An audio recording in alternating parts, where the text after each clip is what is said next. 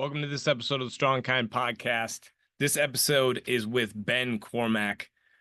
If you've ever struggled with pain or injury and you've wanted to understand what you're going through better, or if you're a musculoskeletal practitioner like a physical therapist or a chiropractor, this episode's for you.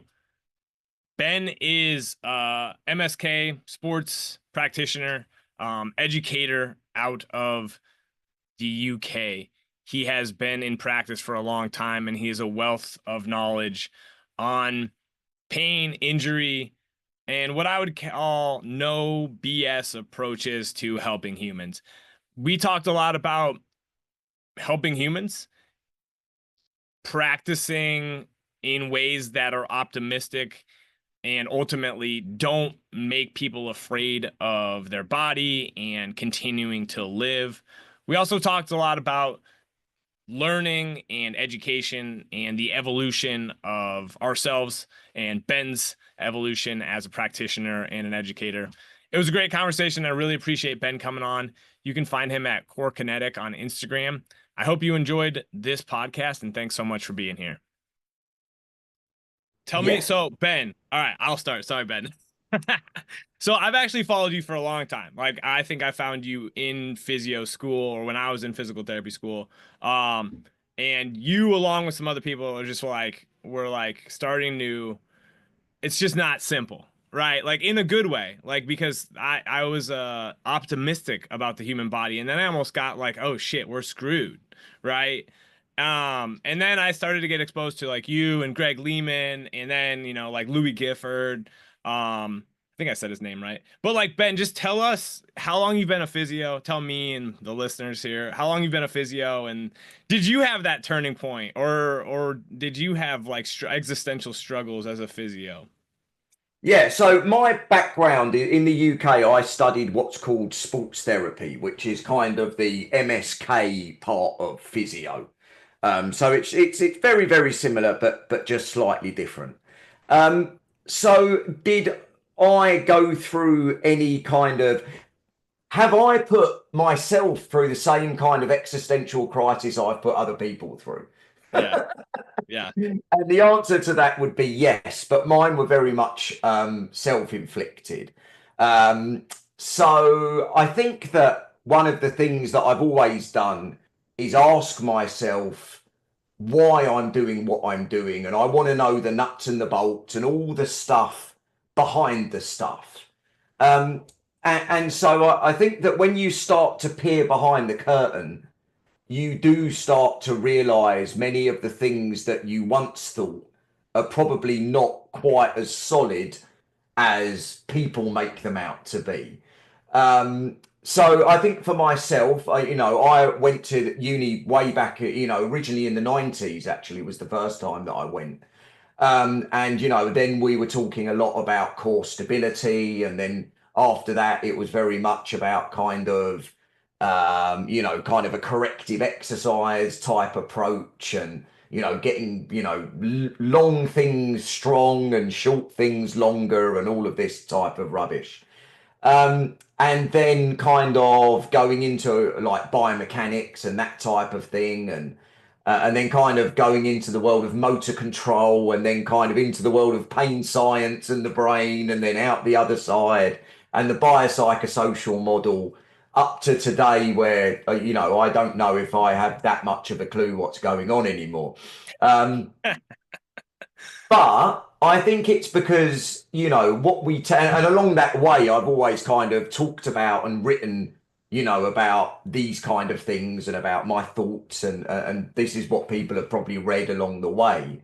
um but I think that it's important to have small existential crises.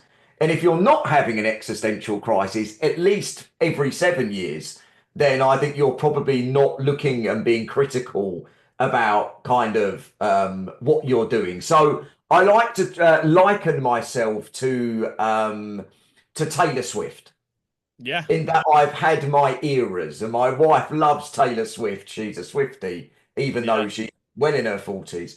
But I think we all have different eras of the way that we do things and the way that we practice. And I actually think that's quite important for our growth. And that Yeah. we're doing the best thing that we can at the time with the information that we've got. And the only sin here is if you never change and never think your shit does not stink. Yeah, yeah, yeah. That's a really, man, the eras analogy. So I think one of the existential things that I've just chosen to do things a certain way because I like lifting and I like talking to people and I like not necessarily like the psychological aspects of stuff, but I think like those are the things that seem almost like consistent, like through the air through the time and through the cyclical nature of so much things. Like the things that seem pretty consistent to me are like, well, we got, and I don't even want to use the word stronger because you get it, but like not everybody gets it, where it's like we just got to get stronger. And like that's not necessarily true for pain, right? There's not a lot of strong people out there who are in a lot of pain, and it's mostly because like of a lack of understanding about the stress they're imposing, right? And that's the tricky part, right?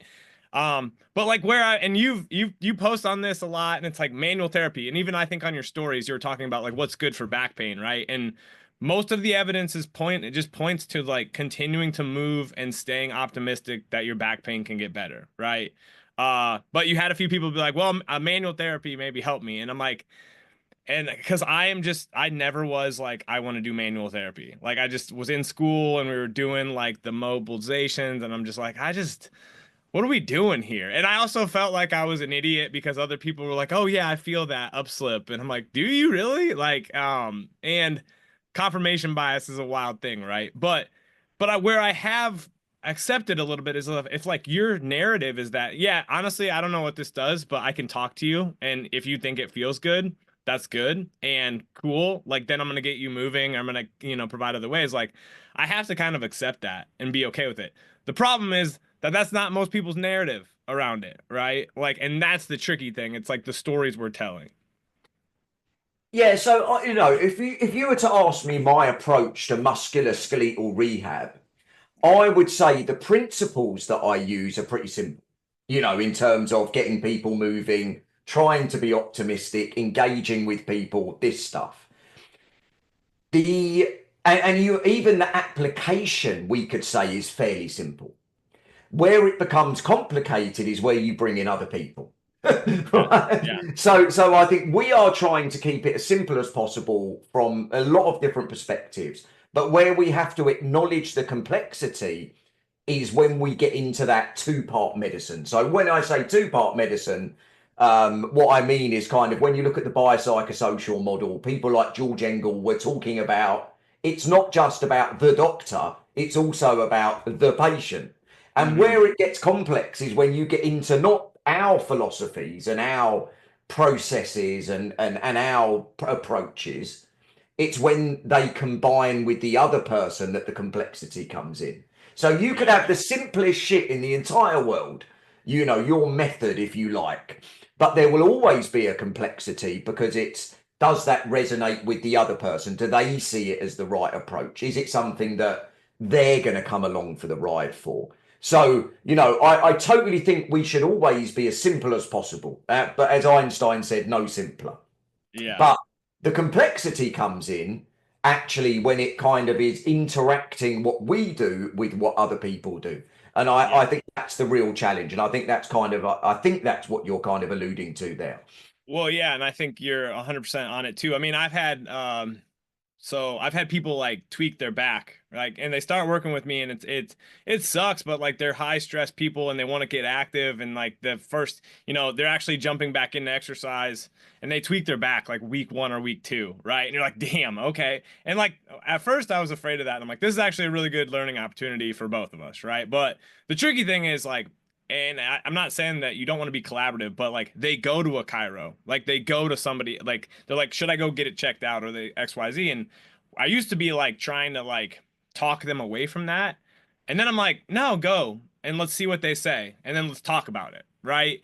And it actually like it's scary and you have to listen and like understand like because if they go to one of the Cairo who's like, yeah, you did something, or they go to they like think they need some, or even just their family. Like if you tweak your back and they interact with their family and it's like, well, you should probably go to the emergency room, right? Or XYZ. And like these are things where like, no, the evidence does not support like over medicalization of this, right? But it's tricky to tell somebody that, right? And so I think that's where I've grown a lot and tried to grow a lot is just like acknowledging that we just got to meet people where they're at, right? Have you ever read Herman Hesse's Siddhartha, the book Siddhartha? Have you ever heard of that book? I have not. All right, it's like a philosophical, it's about wisdom though, and it's like wisdom cannot be taught. And I'm like, damn, like I've read that book 3 times. And finally, at 36, it hit me way better than it did at 22 because it's like, yeah, wisdom cannot be taught. Lessons can be maybe passed on a little bit, but like the person has to experience stuff. Yeah. And that's the way I've hopefully, and I think that's what your content does a really good job of helping people have that existential crisis in a way that doesn't necessarily like be defeating and turn into nihilism because that's where a lot of people kind of have gone, right? It's like this weird like nihilistic, oh, nothing matters. And it's like, well, a lot of stuff matters. But what's your maybe take on that where it's like people kind of get into the void there? Yeah, well, look, again, it comes back to being comfortable with kind of questioning, what we do and who we are and these type of things. And I think the more comfortable we are with that, the more able we are going to be to be able to do that. And, I have this chat with my wife quite regularly about my son. My son's nearly 14. And sometimes you can tell kids all you want, but they will have to go out and learn those lessons for themselves, right? Yeah. And actually, there's not there is no substitute for that. It's the same way a week one clinician wants to be a 10-year clinician. They Yeah. want to shortcut that process, right? Yeah. Of course, who would not want to? Yeah. And there are, certainly things like mentorship and input can help you do that. But at some point, you just have to learn some of those lessons for yourself. That opens your eyes to, what would that be like coming out of school, for example? So, not everyone is going to get better with that exercise. Not everyone is going to get better in the time frame that you want. Not everything is going to go smoothly. Yeah. But can we ask people to question themselves a little bit without completely destroying them? So is meeting other clinicians the same as patients? As an educator, I look to meet people where they're at. And Yeah. one of the things that I probably did 15 years ago is I wanted to show everyone how smart I was. So you go into the classroom, you bust all the myths, look at all of this evidence.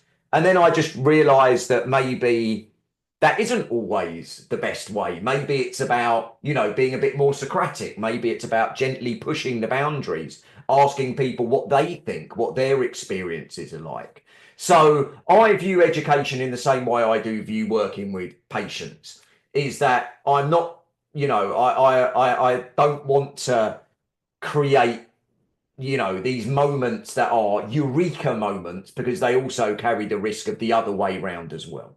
Yeah. So why don't we just gently work with this person and their beliefs and their thoughts and and yeah, do it a little bit more like that. So trying to be existential but without the crisis.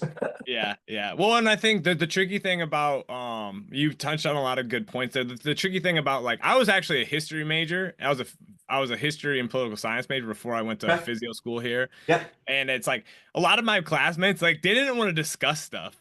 Like, and I'm No, nothing I get against it. them. They're just like, I just want to kind of know black and white. What do I do for this person? And I'm Yeah. like, yeah. So, and I think that's one of the things that evolves over time is you just get better at like, let's be honest. And I didn't know you were MS, so you're not technically a physio. I should have done my research, but it doesn't matter No, in my no. opinion. So yeah, so it's sports therapy is just slightly different. It's Yeah.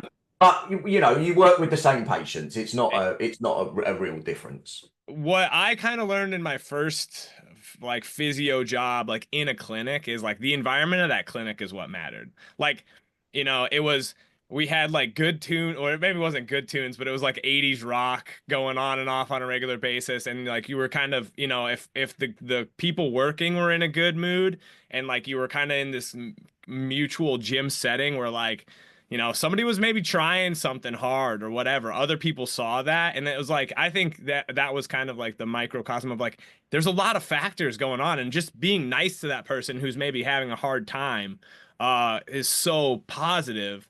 And that was one of those things. It's like, because I was getting pretty good results helping people with just like mostly like getting moving and like and talking, where I had another buddy who was like pretty manual oriented, and like did I agree with what he was doing all the time? No, but his people got better too, and I'm like, okay, so what's going on here? And that's the tricky part. You're like, what, you want to be right, you want to know you've got the secret sauce. Yeah, look, I think and this is what research helps us understand, doesn't it? And exactly why you have different groups within a research trial, that we're giving different treatments to, or no treatments to, or placebo treatments to. Yeah, Because the point is, you're trying to understand, is this intervention the mechanism for that person getting better? Is there a causal factor here? And actually, that's one of the things, and I have this little saying, research is not here to make us happy. And a lot of times that throws up this idea that, a lot of people probably do get better through factors that relate to them or their problem, the natural history of the problem or the prognosis of the problem. Maybe they're bigger factors than what we do sometimes. And that can be difficult to take sometimes, because you thought you were the master and you thought you had the answer. In my day, it was get the VMO firing or getting the TVA firing or whatever. But I think what we can do is avoid messing it up. Because I yeah, actually think that when you use the word over medicalization, over treatment, I actually think one of the biggest things is not doing those points, yeah, right? So, yeah, so how do we not reduce the positive effects of what happens? How do we make sure this person has the optimal journey based on their biology? And their optimism is a great example of that. People who don't believe they're going to get better don't get better. yeah, That's the basic. That's a prognostic factor. So therefore, I think sometimes it's are we supporting this person's biology on the optimal journey? If we're really lucky, we might speed that up a little bit. If we're not, we won't.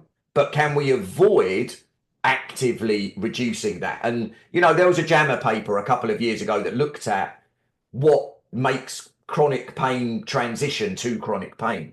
And it was over medicalization, so giving too much referral into different specialities. It was over imaging, it was over use of pharmacology. But then it was also some of the prognostic factors of the individual, like lifestyle, health, yeah, these type of things as well. So I think, some people are primed to get better more than others. They have more favorable biology, physiology, or whatever you want to call it. yeah, And sometimes it's our job to not get in the way of that, I think. And I think one of the big problems out there in the kind of the physio world is sometimes we do get in the way of that. yeah.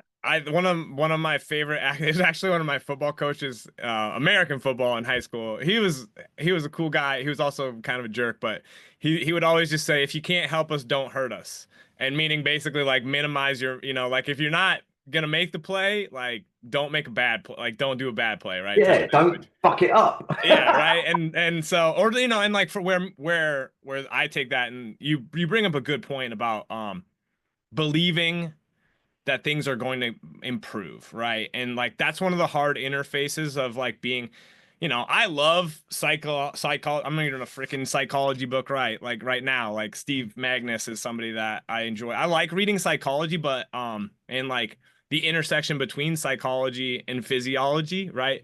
But I'm also not a psychologist. And so like to some degree, what I'm just trying to do is just allow the person to like make their own decisions, right? Yeah. Like talk them through some of these things. But you mentioned kind of the self-fulfilling prophecy. I don't want to, maybe that's not the best way to put it, but it kind of becomes that, But there's all sorts of factors because it's not one thing, right? It's not like just because you don't believe you're going to get better. The reason that you don't believe you're not going to get better is probably because you have a bunch of shit going on that is affecting your belief in your ability to get better. And you haven't been exposed to things that make you see like, oh, there's a light, right? So maybe talk through, I don't know if that was a good question, but like talk through some of the things that maybe you're telling and teaching other clinicians to not fuck it up, if that makes sense. You Yeah. mentioned a bunch of them, but like maybe some more specific things that you see.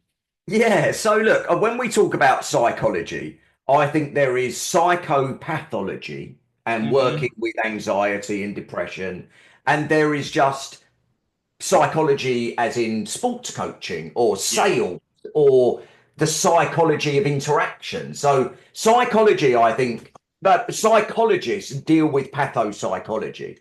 But I think there is a basic psychology to human behavior. Yeah. And that's where helping people make sense of their problem comes in, Yeah. is understanding that you can have a negative effect on people's behavior through the words that you use. I always have a little joke in class. We talk about telling people they have unstable spines. And I say, would you drive an unstable car? Would you live in an unstable house? Would you marry an unstable? Yeah. And That I've one, been that married one. 3 times. No, I'm only joking. Yeah. Um, but the point is, I think, when we think about and use psychology, it is about taking the time to not give answers that are simple and wrong. That we often want to give people, oh, it's your disc, it's your this, it's your that, because they're throwaway, easy answers, aren't they, that fit the narrative. And sometimes those phrases, those terms, those ways of talking have a negative psychological effect. That's what we describe as nocebo, right? So it's avoiding that nocebo, it's avoiding saying things that are, and again, another one of my teaching sayings is rule number one, don't say stupid shit. And Yeah. all that means is, there are so many rationales and reasons out there for problems that are just not true, but are very mechanically simplistic. Posture is the great example, isn't it? Your shoulders are rounded. It makes sense, but it's not true for a biological organism. So I think rather than just throw out these really simple answers for why you have back pain, why this hurts, why that hurts, is take a minute and think, could that also have a harm to it? Yeah. And I think that's one of the key factors. Does what I have to say, does it carry benefit or does it carry harm? And I actually think there's the great Bendalo paper from 2013, isn't there, where they talk about the enduring impact of what clinicians say. Yeah. A lot of the things that we think are throwaway comments are not throwaway. They actually have an effect on people's beliefs and their behavior. It's So amazing. yeah, and so I think that's the most easy way is, to avoid things that are going to have a negative psychological impact and just have basic psychology in terms of how would you coach a kid? How would you talk to someone in the pub? Do you see? I've got a very humanistic philosophy Yeah. when it comes to interaction and Yeah. psychology. Keep it human. Treat people as you would like to be treated. But sometimes you may need more than that, and that's why we have various kind of CBT and these type of things. But I think sometimes we underestimate just how just making someone feel supported is a positive psychological interaction. Yeah. Yeah. It's funny. So you touched on a lot of good things in there. So like my business, I don't know if you've gotten a flavor. I know you started following me after like my root cause post, which I I appreciate like that. that. I thought that was very good. Yeah, I mean, and like, cause I just hate that, and I want to get into social media a little bit in a little bit here, but so I was a personal trainer before I went to physio school too. Like, I became a coach, and then I got a normal job, and I'm like, and then COVID happened, and I had people that I luckily wanted to like just keep training with me and like coaching, and one of my buddies is actually he's a psychiatrist, he's a palliative care physician actually, and he's like a client of mine, and we had a chat on Tuesday because he just got back from a trip. We were just talking about training and stuff, and he just mentioned the need for safety, and I'm like, isn't that what it really boils down to? Is just if we can make us if we feel safe to explore, Like, and he's like, dude, yeah, I mean, like, we just think about that all the time. Like, because what it was is he was actually interacting with, he was teaching some exchange physicians from China. And he was going through like palliative care stuff, and they just kept going, yeah, like, and he's like, so one of my buddies who speaks Mandarin after the fact, he's like, hey, they were just saying yes because like it's not, it's in their culture, like saying that you don't understand is not necessarily something that they Right. do, right? You Yeah. just Yeah. convey, okay, and he's like, so he's like, you almost have to explicitly say like you have to make it safe for them to say Yeah. if you don't understand, please, it's okay. But Yeah. that's not something they're just gonna accept. I'm like, dang, that isn't that the thing? Like, we're just trying to figure out how to allow the person to feel a little bit safe and a little bit vulnerable to like do the thing they're scared of or try the thing, or just to ask the question because we just get into assumptive mode, right? Like, and so the language we use and let's go there. The posture stuff. Why is it still so prevalent with like all of the data we know, like that posture isn't necessarily causal for pain and XYZ, but it's like still the number one thing that, I tell somebody I'm a physical therapist and like, yeah, I should probably work on my posture, like without even me cueing anything and so just go there. Because it makes sense. Yeah, it's It wild, isn't it? makes basic mechanical sense. When your car is out of alignment, things go pop. When Yeah. if we think about a machine, that's the way that machines work. They're in alignment, something breaks, or something gets out of alignment and it wears down, doesn't it? Or something in your car. So if your wheels aren't aligned, they wear in a funny way, don't they? And you have to Yeah. have your tires changed or flipped around, and it wears on the inside, and then it can have a problem. So I think so many things are about, does it make sense? And biology, lots of things don't make simple, intuitive sense. They are complex. They are, they rely on multiple interactions in multiple systems to, that might happen there's redundancy, things happen in different ways. And it's really, really bloody complex.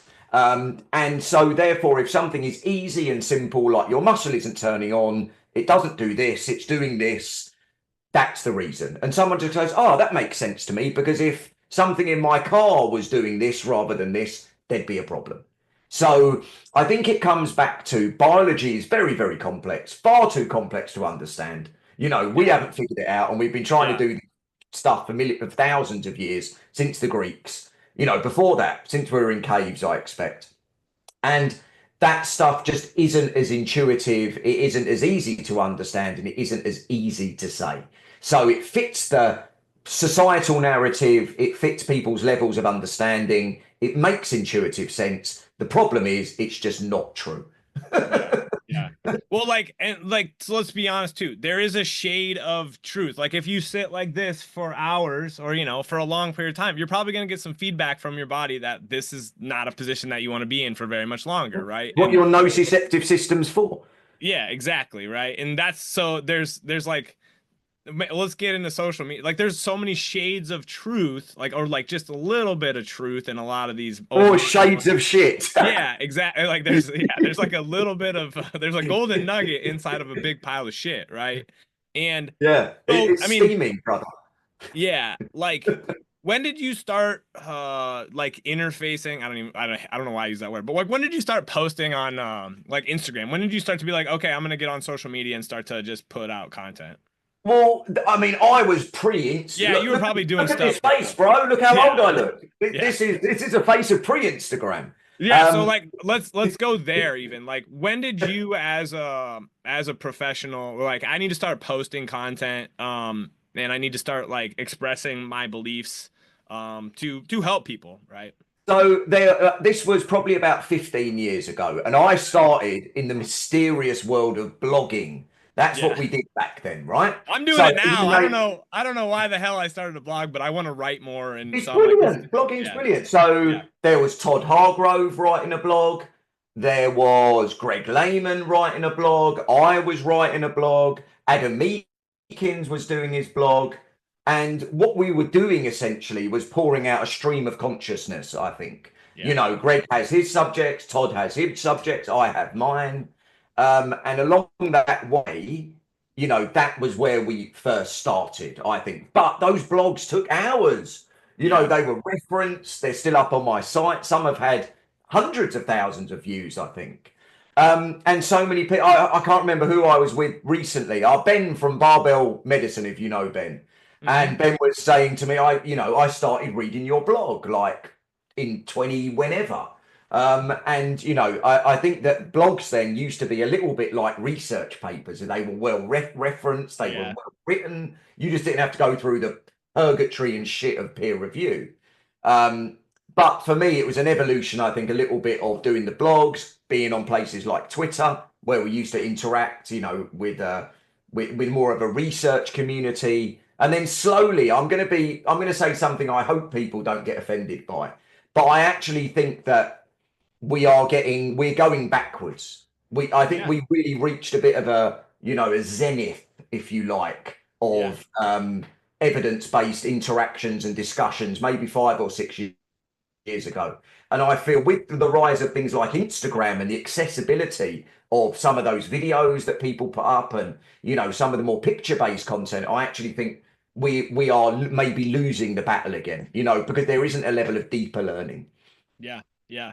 I actually like my blog is not that. My blog is just me, like 3 minutes of just stream of consciousness. Hey, stop being such a Yeah, yeah, pansy and yeah, deal with your shit. yeah. But it's mostly just me talking to myself. But there is an out. So I think what you touched on there, and it is very true. Well, like I don't think the average person really realizes how much like Instagram, TikTok, like they're just hacking normal drives for like new stuff, right? Oh, that was cool, right? And it can be pros and cons. I mean, my goal very much my goal is honestly like education and marketing for myself, right? And Yeah, I just again, my number one axiom is just like, yeah, don't post shit that's gonna scare people. Like I don't want to have a fear-driven business. I don't want to have a yeah, like those types of things, but like fear and negativity are like biases that we are naturally like evolved, or that's what we look at, right? That's why the news is such a freaking problem and it's not that the news is bad, it's how our news has developed and become like it's fear porn, quote unquote, right? yeah, And yeah. so like a page like yours, and I was literally just thinking about Brandolini's law like yesterday, which is like it takes an Yeah. order of magnitude like Bigger. higher to refute Yeah, bullshit than to put out bullshit, right? yeah, um but like yeah, it's I think in a lot of regards we're going backwards because like it's how many, you scroll Instagram and every third swipe is an advertisement, and it's usually yeah, an advertisement for a shitty product. Right? It's not like, hey, take this course that's actually going to help you learn to manage these things and, train appropriately or XYZ. It's like, hey, here's another massage gun, like or whatever. Um, but I do think, you're 100% right. What have you seen from, well, what have you learned from putting out content for 15 years? Like, has that's it a great question.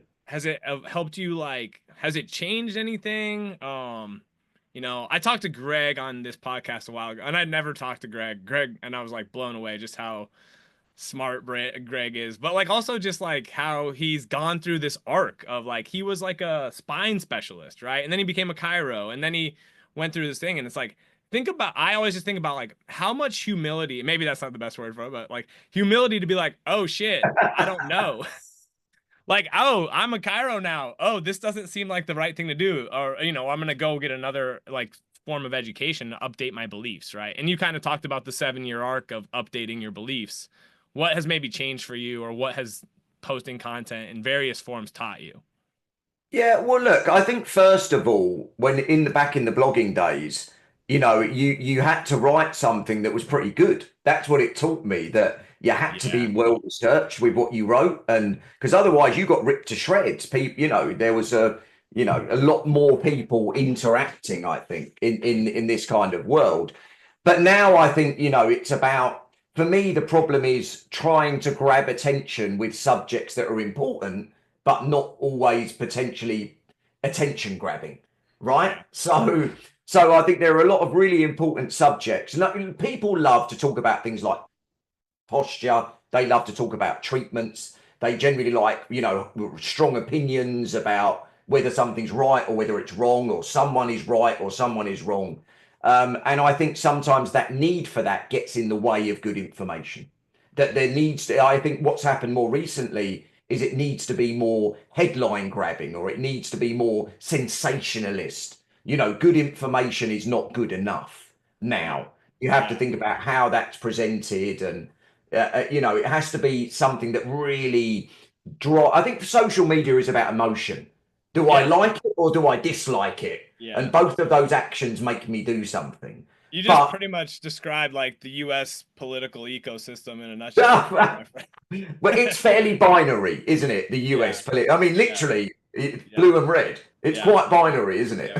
we don't have a whole lot of good options over here. At least like No. they get, if there are good options, they get pushed into the groups that Well, we don't know. So but it's not even good options. You don't have many options yeah, at all. 100%, right? Yeah, Yeah, and yeah, so I think that yes, we have become far. Social media has become far more sensational, and it's become less.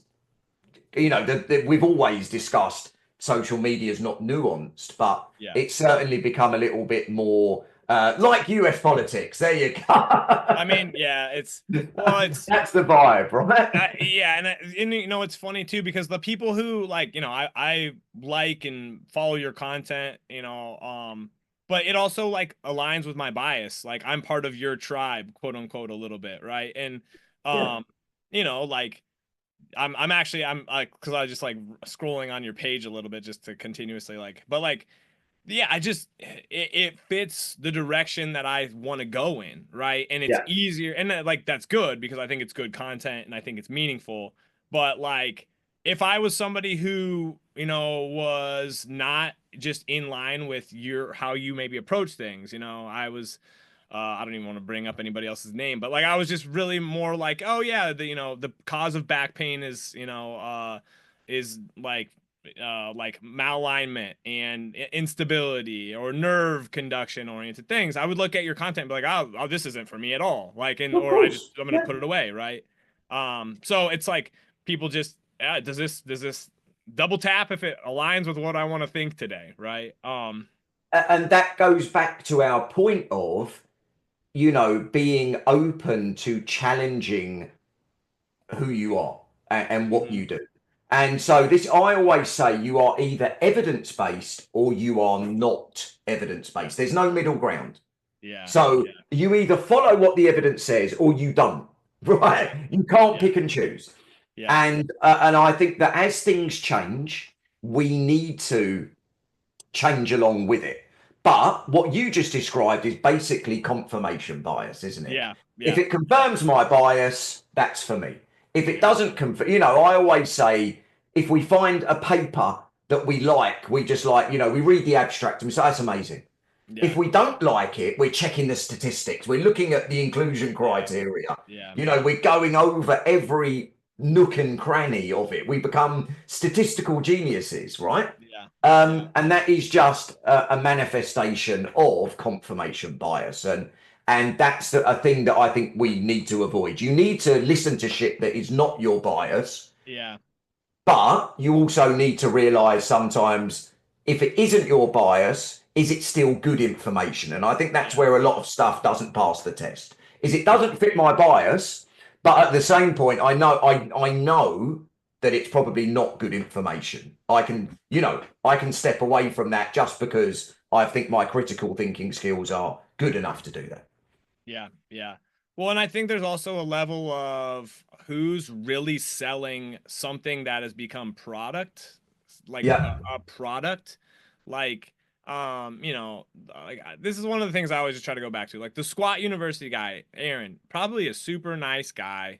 Like, probably, and in a lot of ways, like he has people move, he talks about stuff, but a lot of the things he says are not like what we would consider to be evidence based, right? Well, at some level, he's selling the product of like Squat U and I guess I'm kind of selling my product too, but it's just it's one of the number one things about like marketing and communication in general is that like um simplicity is easier to communicate than Of course. complexity, right? So Yeah. when you're wading into the waters of nuance with maybe potential people who might want to work with you, like they're like, what the hell is this guy talking about? Like biopsychosocial or stress, recover, adapt. Like what the hell I just want to make my butt bigger, right? Or I just want to, Exactly. and Yes. so that's the tricky part is like, even though, and the way I look at this too is like business has been awesome for me. A lot of clinicians don't want to think about business, but like business has been awesome. It's allowed me to like practice the way I want, help people in ways that I feel are advantageous. But it also requires me to tell people that I'm in business all the time, right? Yeah. Yeah. And that's kind of scary. And so I want to talk about just like getting into the education field. I'm sure you still treat people, and I'm sure you do that, but Yeah. like, Yeah. Yeah. but like, um, educating people. What drove you in that direction? Do you get like, I think teaching's fun. I'm sure you do too. Otherwise, you probably wouldn't do it. But like, what have you learned from teaching people? Yeah, so I mean, why? Let's go into why. Yeah. So I think for me, teaching, I'm going to sound a bit arrogant here. I'm going to come across as a little arrogant, and but I'm not going to be apologetic for it. That's fine. I I don't think you think should be. I think one of my skills in life is communicating with people. So I feel that one of my how that relates to other people, I don't know. But one of the things that I think I do quite well is take some complex stuff and make it sound quite simple. And Mm-hmm. maybe that's because I don't understand it very well. Maybe it's because I'm a very common type of guy. I'm not a, academic type, etc. And I think that's always lent itself well to educating people because what I'm trying to do is take your average physio, chiro, osteo, whatever, and help them understand certain key things better, whether that's the biopsychosocial model, evidence-based stuff, whatever. And um, and what I've learned, and maybe that wouldn't work in a university or it wouldn't work with a PhD students, right? But it works with your average person who wants to learn a bit more. So I think what education has taught me is, that you have to kind of make what I think the real skill of education is being able to make people feel like you're educating them. You're not Mm-hmm. just talking at them. And Yeah. I think that was something that I probably developed clinically, or maybe it's something that I've always had, is that, I make a point of trying to communicate and connect with everyone in the room and make them feel like, I'm interested in them, I want to help them learn. And I think what I've learned from education is probably the same skills in lots of different environments probably help. Yeah. Yeah. What are the things that you see resonate with people that maybe get so I just always think back to physio school, and there was like um times when it was like we're just being like talked at. Yeah. And there was times when it was like we're being brought into the discussion. But like what are the things that you think actually help people learn and digest and like and make some of the stuff, because that's ultimately the goal. And this is one of my biggest things is there's so much information out there and there's very little action on most of it. Like, how do we actually apply this stuff? Yeah. So look, I think mostly people want to be able to relate to you. Yeah. So I think that there are so many teachers out there who want you to feel like they are smart. So Mm-hmm. my aim of teaching you is to show you how smart I am, that you put me on this pedestal of being a teacher. Whereas for me, I think, if I know 10% and I can teach you 9% of that, I'm a great teacher. If I know 100%, but I can only teach you 1% of it, I'm probably not a very good teacher. Um, but I think, I like to tell jokes. I like to take myself not too seriously. I try to avoid conflict in the classroom. I try to let people have their say. I tell maybe jokes that are quite close to the mark occasionally. And people probably think, I can relate to this guy. He's another human being. He's just Yeah. passing along information. I'm Yeah. not trying to make it too complicated. A lot of the time I'll try to make practical applications of some of these more complex stuff. But coming back to those key principles of just, you are a human, you're working with another human, do human shit. And a lot of the time, whatever way you work, whether you're a car salesman, a doctor, whatever, it all comes back to the same stuff. Making people feel like they trust you, make people respect you, make people have an element of, inspiration in your information, and then also, try not to be that guy that no one wants to speak to. And there's a lot of those people out there that are super smart, but maybe just lack some of those more fundamental human bits that would really tip them into greatness. Do you think those things can be learned? Well, it's like everything. Everything can be learned a little bit. Do we Yeah. all start in the same place? And that's why your background as a person, where you grew up, your education, all of these things really matter for your development. And if you have had a very bland life where you don't have much interaction with different people and, it's all very small, and is it going to be hard to relate to someone who has had a very different life to you? Yeah. So I think a little bit of life experience is really important. Um, I think we can always be aware of the things that we could upskill in, but can you always teach everything? Of course not. Could you Yeah. teach me to do the, theoretical physics? Probably not. Yeah. Yeah. Yeah. I think that's a really good point. I think like you can, like, there's a lot of factors that go into someone learning something. And I mean, I think the best thing that ever happened for me as to like enjoy being a physio was that I spent 3 years being a nursing tech in a hospital before I went to PT Yeah, school. Literally yeah, wiping butts and carrying out bedpans, and I loved it. I the first few nights on night shift, I didn't like it because I was like, "What the hell am I doing here?"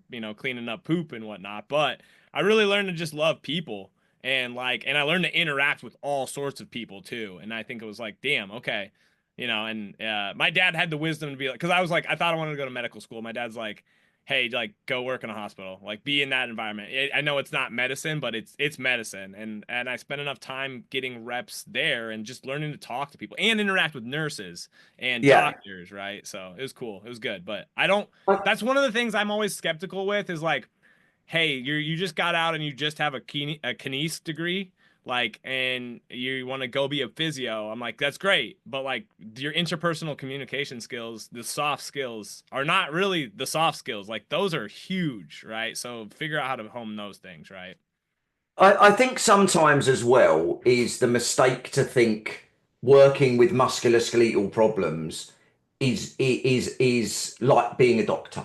Doctors Yeah, make life and death decisions. yeah, that's true. Right. They are in there deciding whether you're going to die, or if you've got a life-changing disease, or these type of things. And I actually think most, when we're dealing with people in pain and in injury, I think it's more a people focused thing Yeah, than it sometimes is a medicine medicine. focused thing. Yeah, And I think that's the mistake that people make, is that they want to be doctors. We're making these decisions and, getting this kind of information together, that, this objective stuff. You've got this, you've got that, and actually most of it is talking to people, supporting people, and these type of things, isn't it? And that's kind of, you are dealing with people in pain. yeah, Unfortunately, pain is not the same as disease. It often doesn't have yeah, objective signs. It doesn't have, yeah, medication that we can give you. The yeah, only way I can get information from my patient is to talk to them and communicate with them. You know, yeah, uh, how much of what we do is mostly subjective? Like, I yeah, would say like 99.999%. Even yeah, the shit we think is objective is reasonably subjective. yeah, It's not truly objective. And I think that that's what people need to realize, that the communication and interaction part of it is the majority of that job. yeah. I think that's a brilliant point, and I think that's almost probably if you're gonna go to the root cause of a lot of the shit that the shitty narratives is that people are like, I'm a doctor or I know this is like XYZ, where it's like, yeah, if someone has leukemia, we can do some tests and like be like, Exactly. yes, you have leukemia.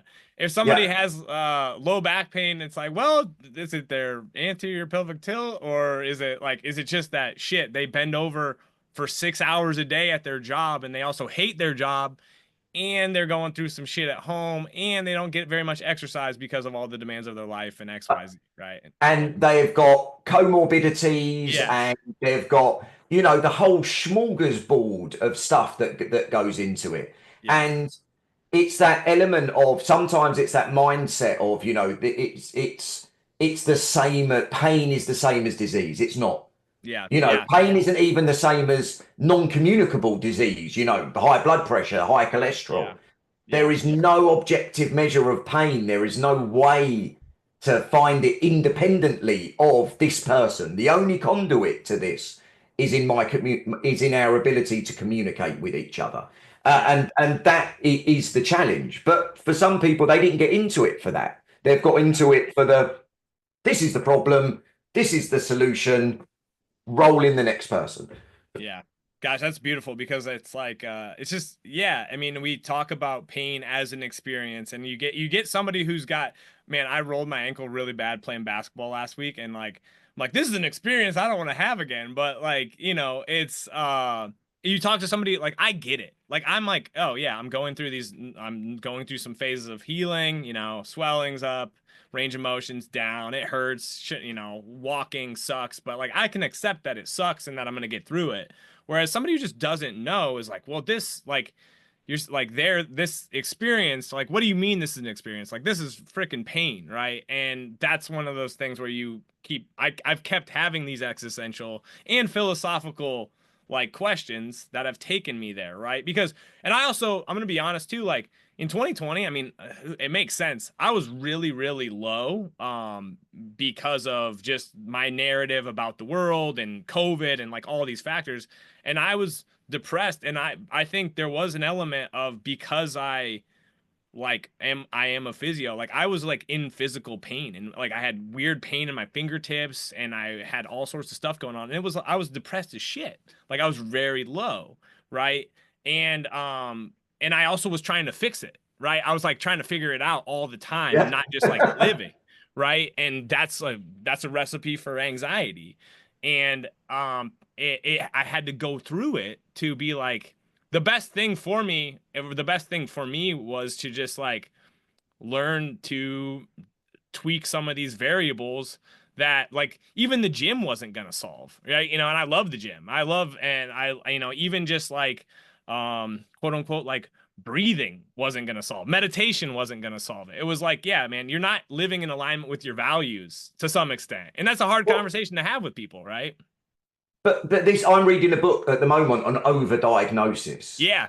Yeah, so I can't remember the author, but it's new. It's brand new. It's just come out. I stole it off some other dude that I saw on the internet, I think. Yeah, that's good. Um, that's how I get most of my things. But the point is, in life, do we get low? Do we get depressed? Does life throw a lot of shit at us? And because of that, what we try to do is pathologize Yeah. normal emotions. Yeah. If your life is going badly, if your partner gets a disease, if you lose your job, why would you not be low, depressed? And sometimes we pathologize that and we look at it independent to life. Yeah. And that's the point. There's the Johan Hari book that Yeah. talks about depression and anxiety and the fact that it may not be chemical.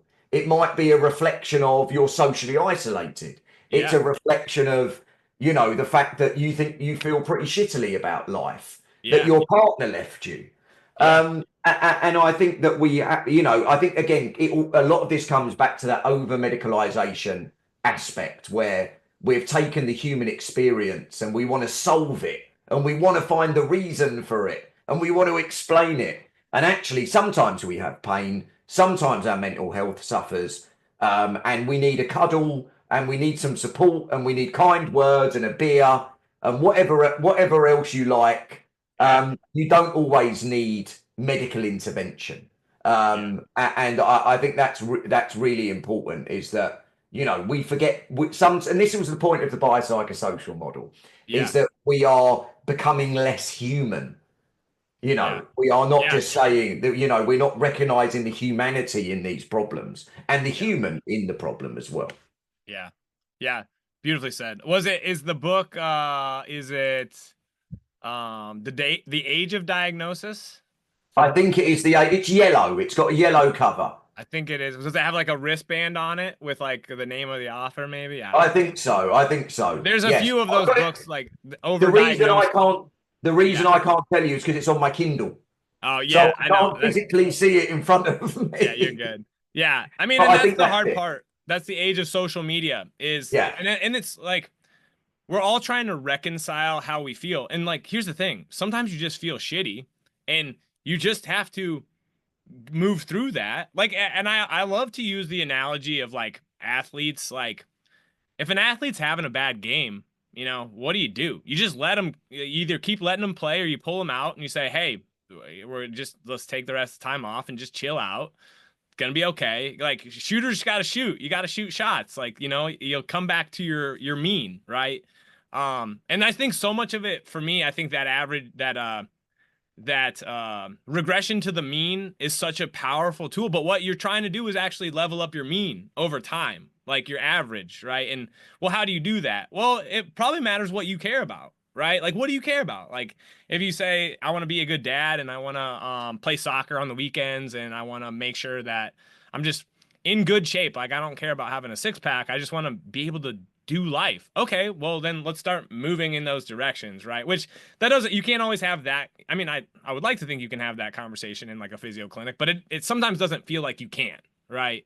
Because you kind of have to be the fixer, or some people get it in their brain. But I love because regression to the mean, yes, things will come back to baseline. You talk a lot about you know natural history and that type of stuff, and I think that's important.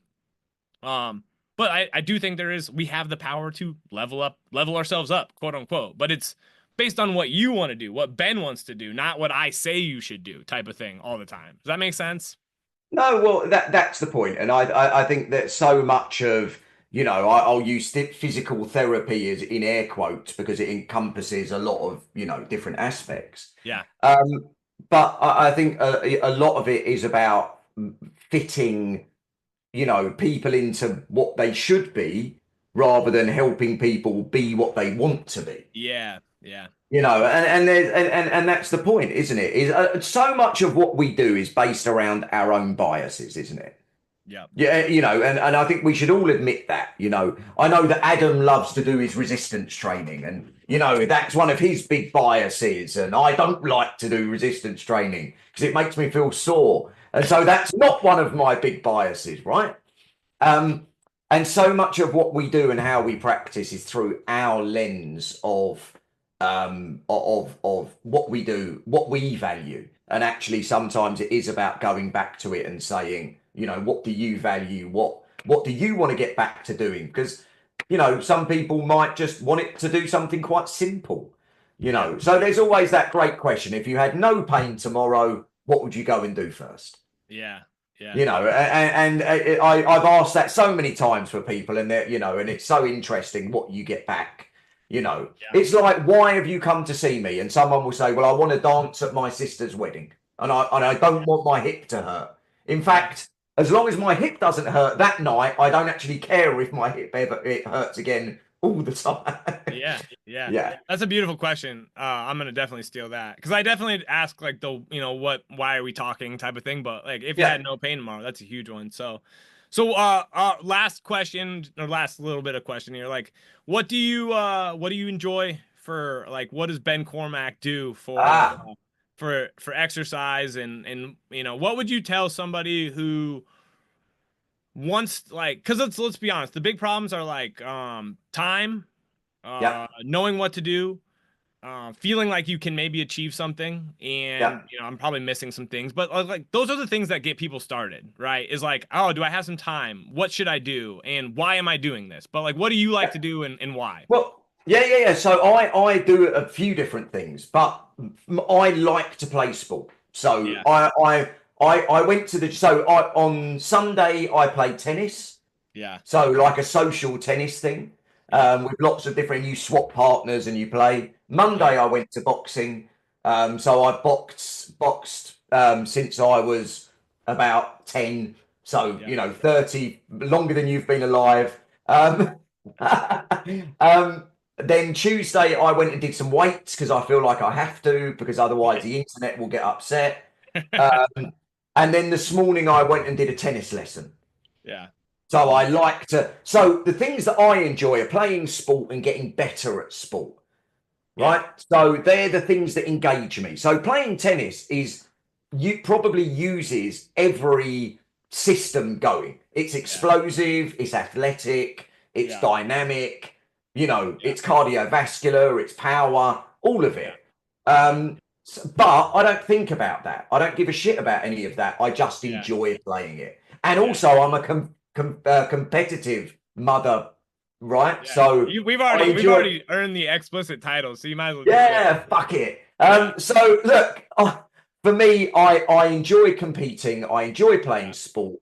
That whether that's boxing or whether it's tennis, I cannot stand running. I've decided it's not for me. I've been trying for 45 years, 46 years to enjoy it. It's not happening. I don't like the way it makes me feel. Yeah. Um, so, but that's, what has always helped me support patients on their journey is because my biases don't generally work for patients. So Yeah. I haven't got a weightlifting bias. So I can't just say, we'll go to the gym. Yeah. I'm Yeah. like, me, I can't say, well, let's fight it out, right? So Yeah. for me, that's always helped me explore other people's biases because not many Yeah. people have my biases. But for Yeah. me, it's about sport, it's about engaging, it's about social, it's about winning. It's not the process that really exercise. I don't want to be the best at exercising. I yeah. Also, I've been thinking a lot about just so those are really good points. And honestly, tennis. I took tennis lessons last spring, Yeah, and then they have cardio tennis, which is just a bunch of short side or yeah, just a yeah, bunch of yeah, game yeah, fast side. It's so yeah, fun. And yeah, I tried to like before my son. I have a 6 month old, and I was going to that once or twice a week, and it's awesome because I love to lift weights. Am I yeah, ever gonna be maybe super impressive? No, but I love to lift weights. I enjoy it. It's I think there is an element of just like I like to get better at stuff, right? And yeah, I also have a freaking garage gym, so it's like there's no barrier for me, right? yeah, Whereas a lot of people, it's like, yeah, it's intimidating, it's loud, X, Y, Z, but the fact that like, yeah, like, we need to move. Like humans are meant to move, and it's the illusory superiority complex where it's like I'm better because I do something, like which is really what so much of humans are is like yeah, yeah, I'm yeah, better because I'm a little bit stronger than you. It's like, well, yeah, yeah, yeah, no, like, and that's one of those big things that I think holds people back, or it either makes people weirdly neurotic and egotistical. It's like, oh, just because I squat 500, I'm better than other people, and it's like that's not the point of any of this. The point is just like make yeah. yourself better, right? Have fun, I make mean, yourself better. Now, if you enter a powerlifting meet, then you get to say, I am competing and I am yeah, better, and that's fine. But like, or winning a tennis match. But also part of tennis is like if you play against somebody that never gets better, it's no fun for you, right? So like part of this is like helping other people get better so that you can get better yeah. too, right? And that's the cool thing I think But about it. that's the internal drive. Yeah, I would like to think I'm a much better tennis player than I was 2 or 3 years ago. yeah, And that's because it means something to me and I've yeah, worked on it. yeah, Um, and everyone needs their tennis, they need their weightlifting, yeah, whatever you know, whatever floats their boat. And for yeah, some people, nothing might float their boat. And then you've got to have the hard question of, unfortunately, you do have to do something because yeah. then otherwise you do put yourself at risk of all this different stuff. And as you are in my clinic, I do get to talk to you about it. Yeah, yeah, that's kind of like the powerlifting me type of thing. But you came here, like let me help you a little bit, right? So, yeah, Exactly. So, but I yeah, think the really important thing for us is, I'm just a great believer, and this is why so much public health information fails because people don't always want to do 2 cardio sessions and 3 weight sessions. Yeah. Yeah. That's the problem, and it doesn't resonate with everyone in a way that it should. So we need a very flexible approach to public health. Yeah. No, I love that. That's a good place, a good place to end this. I appreciate your time. Where can folks find you? I'm very difficult to find, Dave. It's very, yeah, no, I'm all over the internet. I am the internet. So you can find me on IG, on the gram as Core Kinetic, on Twitter as Core Kinetic, even Facebook as Core. Is that still a thing? Do people? I don't know if people People still use still go to Facebook. Your aunts and uncles are still on Facebook. Exactly. Well, I am your aunts and uncles. Remember, You're not that much older than me, but yeah, you're old enough to be my uncle, probably. Yeah. That's exactly my point. There you Exactly. go. So I'm not quite as old as Adam. I do like to remind him of that. But yes, just basically on the net. I think if you type in Ben Cormack, you'll probably find a bunch of stuff, and Yeah. I'm not shy about giving out my opinion. I appreciate that. I think it's good to do. I think honest opinions are good, especially ones that don't scare the shit out of people. So, Yeah. really quick, because you're from across the pond, and I'm a soccer, I'm a football fan. Do you have a team? Oh, I have a team. Yes. Who is it?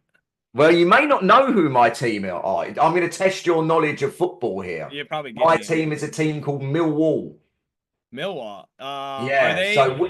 Are they in the second tier? Are they in Championship. Yeah. Yeah, the championship. I think I know of them. I Yes. love the relegation system is the greatest thing in sports. Like I wish we had that in like so many different areas.